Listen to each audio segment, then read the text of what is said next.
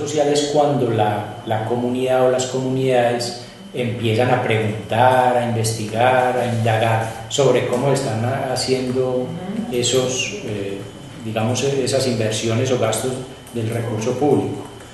La acción colectiva es una posibilidad que se tiene en una ciudadanía como la nuestra para promover acciones de mayor exigibilidad de derechos, por ejemplo, ante el Estado, o para promover acciones de mayor compromiso de otros actores sociales y políticos frente a cierto tipo de temas y a cierto tipo de problemáticas. Pero son ejercicios muchas veces informales, que no tienen un sustento jurídico o técnico, sino más se basa en la observación, en el rumor, en cosas así, pero para que esto tenga un fin y un impacto o una incidencia, realmente hay que acogerse a la Constitución, a la ley, al acuerdo, a la prueba técnica.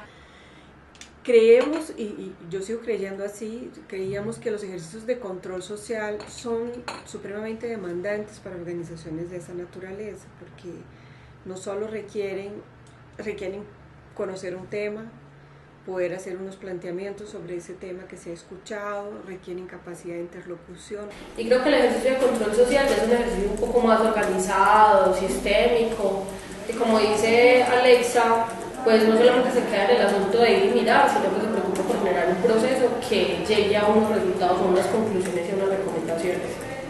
Lo más importante de estos ejercicios no es tanto la labor correctiva como la labor preventiva. O sea, como si la cosa funcionara bien, se sabría que cualquier obra o un proyecto, qué sé yo, un programa va a tener veeduría ciudadana pública, va a tener control social. Eso ya solo garantiza que haya una labor preventiva para que los recursos se ejecuten de una manera más adecuada y no sé qué. Para mí esa es la labor más importante. El Fondo de Control Social es como una evolución de este interés de Transparencia por Colombia en hacer intervenciones de apoyo y fortalecimiento a organizaciones sociales, una evolución en el sentido en que es una invitación a que participen no solamente Transparencia por Colombia como la entidad que está proporcionando un apoyo técnico, político y que está ayudando a canalizar los recursos financieros, sino empezar a fortalecer también un tejido entre quiénes son los actores que quieren fortalecer el control social. Yo no encuentro que sea muy común que haya fondos que apoyen la acción de veeduría ciudadana.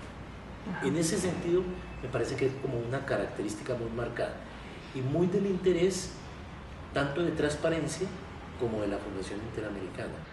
Creo mucho en la importancia del fondo de control, porque creo mucho en que hay que transmitir el mensaje y mostrar en la práctica que es posible hacer control ciudadano desde la base. Encaramos a hacer veeduría ciudadana porque para nosotros es defender los derechos de la comunidad, es defender los derechos de los ciudadanos, los derechos que tenemos que nos da la Constitución. El Fondo de Control Social, pues más allá de buscar denuncias, que es una de las conclusiones que pueden surgir de estos ejercicios, siempre fue pensado desde un principio como, más allá de denunciar, hay que buscar unos canales de comunicación y unas recomendaciones propositivas para evitar al máximo casos de corrupción.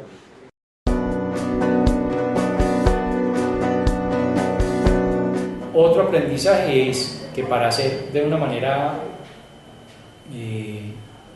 seria, comprometida, responsable con el mismo ejercicio, hay que leer y leer mucho, desde las leyes, o sea, hay que empezar leyendo la constitución política del país, las leyes que la reglamentan y todo ese cuento, y eso es una tarea larga, porque es que leer una ley, por leerla uno lo puede hacer, pero leerla, hacer el análisis, presentar incluso uno ante la lectura unas inconformidades, eso requiere tiempo.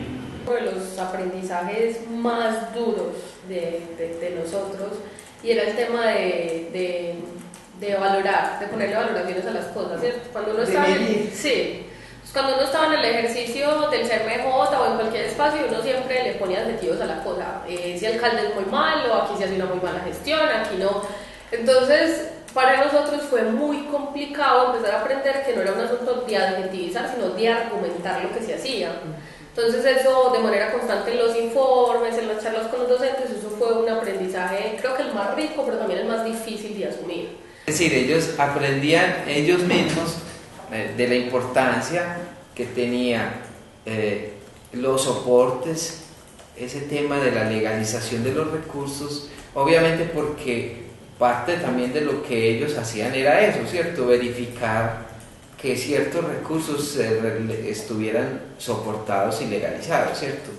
Pero el hecho de ellos manejar un recurso era nuevo para ellos, entonces era cómo hacerlo de manera clara, transparente. Creo que a mí me parece que el hecho de que haya puesto Corporación Región, una organización, digamos, social reconocida en Antioquia, a que simplemente acompaña a alguien y no a que ejecute algo, me parece que eso es muy interesante.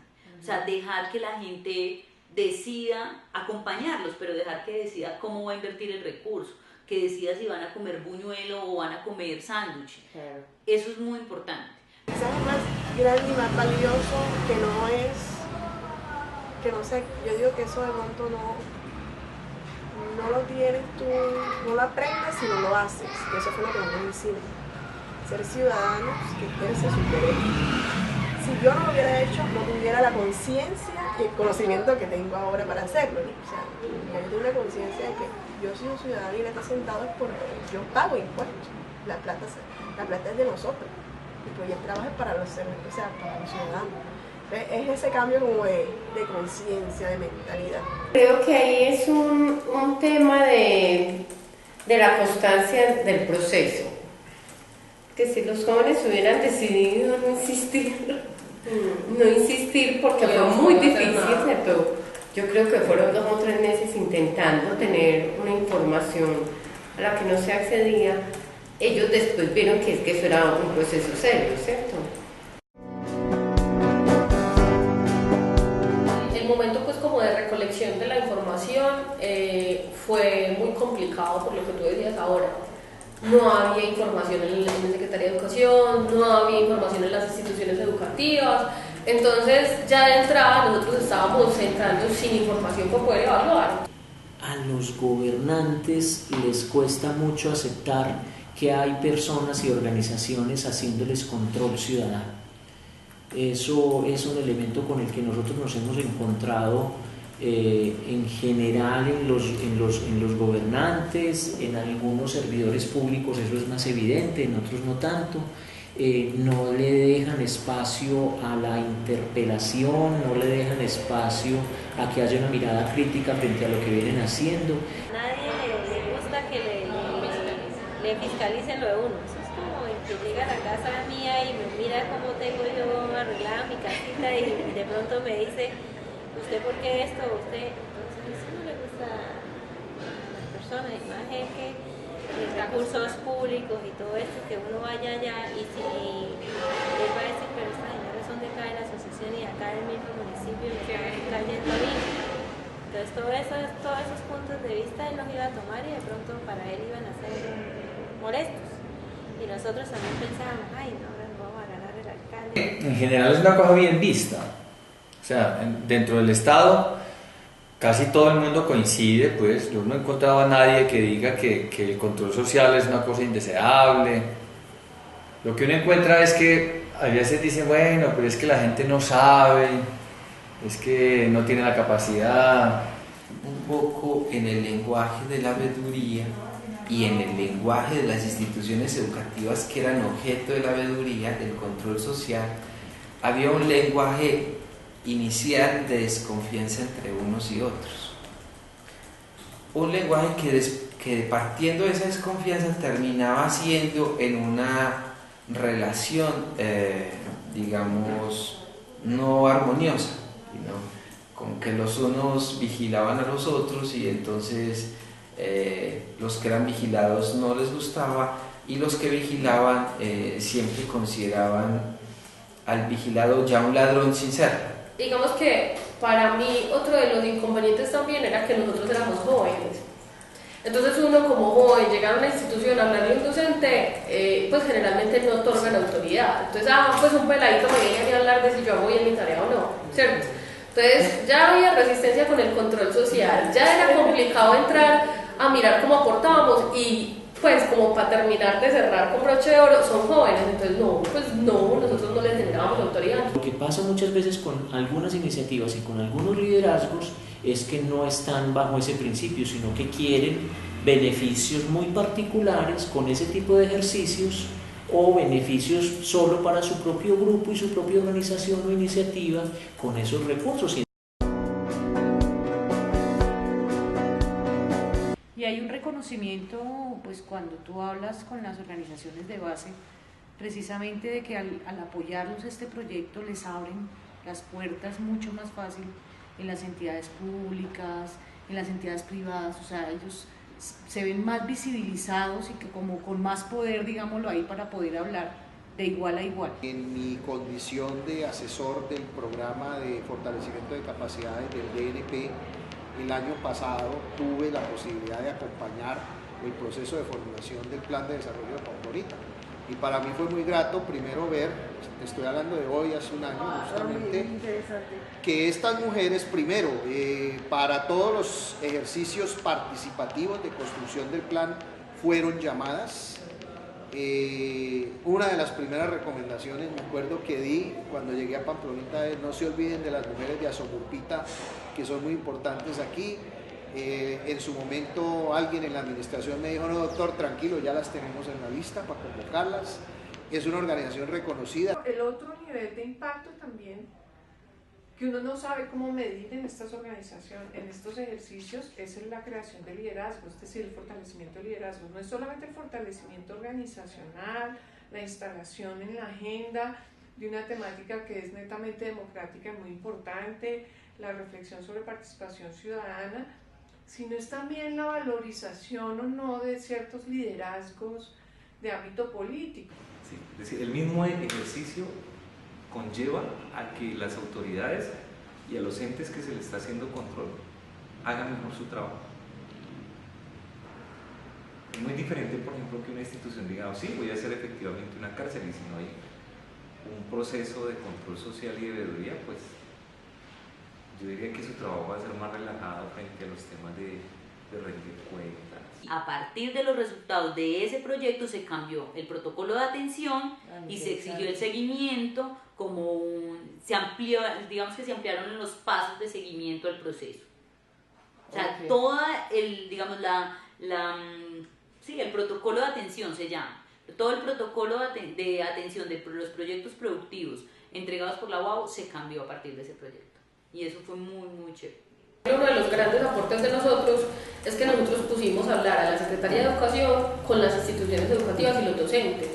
Con la atención que había, la Secretaría de Educación nunca se había sentado ni siquiera a escuchar a las instituciones educativas, sino que ellos mandaban los proyectos y ejecutan, ustedes me responden porque yo soy el jefe y ya. No lo sé. O sea, no lo sé porque, como te digo, hasta el año pasado nosotros estuvimos actuando como veeduría y hacer el seguimiento de lo que hicimos en su momento con este fondo de apoyo era muy complicado porque entonces era volver a generar las mismas resistencias, las mismas malas energías, por decirlo así, con estos rectores y rectoras. Pues nosotros realmente creemos que no ha pasado nada porque igual las escuelas siguen contratando.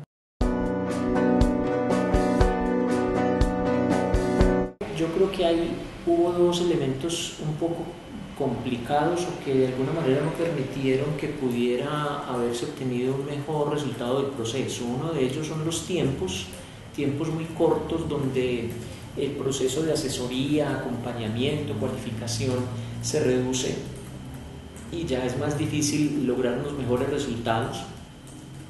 Y yo creo que de otro lado, los recursos de los que se disponía resultaban siendo en algunos casos insuficientes para algunas de las pretensiones que cada una de las organizaciones tenía.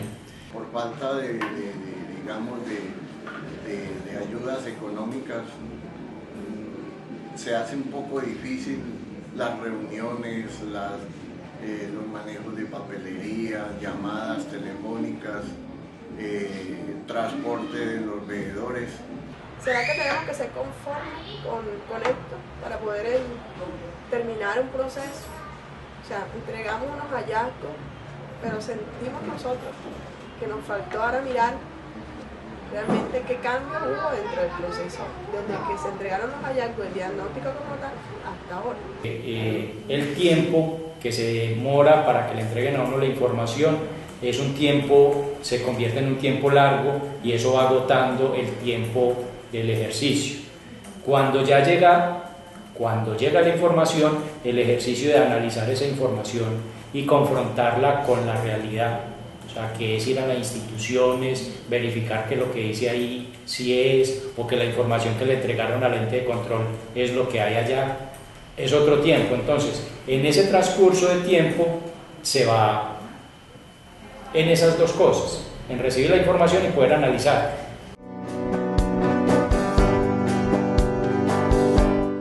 Con cada administración nueva, pues obviamente cambian los funcionarios, cambian las políticas, cambian los planes de desarrollo, y nosotros como Parcomún siempre hemos insistido y siempre hemos dado lora en la necesidad de que mientras en el municipio no se construya una política pública de participación que trascienda el escenario regional, de los periodos de gobierno en una región concreta, pues toda la experiencia se pierde. A uno dedicarle tiempo al control social te exige tiempo, te exige dinero, te exige recursos. Entonces, por ejemplo, ahí en términos de las garantías, pues como una cosa loca que se me ocurre es pues cómo desde la misma legislación se generan asuntos de que cada proyecto tenga que tener un recurso o algo para que el control social haga parte de eso. Si el Estado de Curití tiene la plata para levantar un ejercicio de control ciudadano sobre política de salud, bueno, llama a cinco organizaciones de su localidad y dice: yo quiero que ustedes me ayuden a hacer monitoreo en esto. ¿Por qué pasa? Perfecto. En algún momento es mejor o es valioso para el ejercicio democrático que la sociedad civil tenga un contrapeso, pero alguien tiene que empezar por generar las habilidades, y si lo hace el Estado, pues maravilloso. Eso tiene riesgos de cooptación política, tiene riesgos de cooptación en otros ámbitos, y bueno, están ahí, pero pues es parte del juego. Yo creo que hay que trabajar en los dos lados, ¿no? Hay que trabajar en apoyar a las comunidades en los ejercicios de control, pero también hay que buscar generar un ambiente más favorable para que esos ejercicios se den, y eso implica involucrar a las administraciones públicas, ¿no? Hay muchas maneras de garantizar que recursos públicos puestos en un fondo con todas las garantías y con toda la independencia y visto de muy distintas maneras, el Estado, si promueve buen control social, eso termina redundando también en eficiencia, en eficacia, en efectividad para el propio Estado. Entonces yo diría, más que darle continuidad, porque tienen un tiempo determinado, es poder mirar hacia dónde el ejercicio tiene que comenzar a pensarse. Lo que me parece muy importante es que uno pueda definir de antemano cuál es el resultado esperado y que uno pueda acompañar para lograr ese resultado, y si no lo logra, poder decir por qué pasó en el entorno que no logró, no permitió lograr, y cuál es la estrategia a seguir. Yo creo que en esto siempre hay un elemento que juega, y es la corporación región. En este tipo de proyectos no es solamente un operador administrativo ni alguien que juega un papel de mediación para que pase por aquí una cosa y siga derecho para el otro lado, no. Nosotros nos consideramos un actor social y político, y en ese sentido la voz que nosotros ponemos en este tipo de proyectos también es una voz nuestra, que depende de nuestra propia análisis y reflexión. Entonces, en algunos casos, en estas iniciativas confrontamos a la misma ciudadanía en algunos aspectos, pero también confrontamos al Estado en otros aspectos. También tenemos que llegar con un lenguaje en el cual le digamos al funcionario que es que aparte de que nosotros vamos a hacer una acción, queremos de alguna manera hacer que ese papel que él tiene que hacer lo puede hacer mejor si lo hace con nosotros.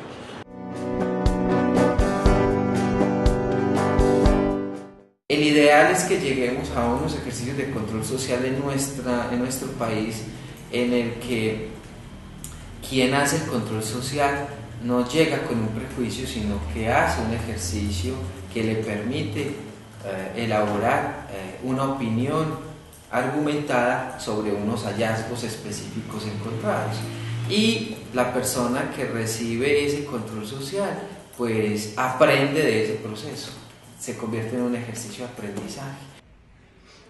Yo creo que lo más interesante de los ejercicios de control ciudadano es que puedan realmente moverse hacia la incidencia, ¿sí?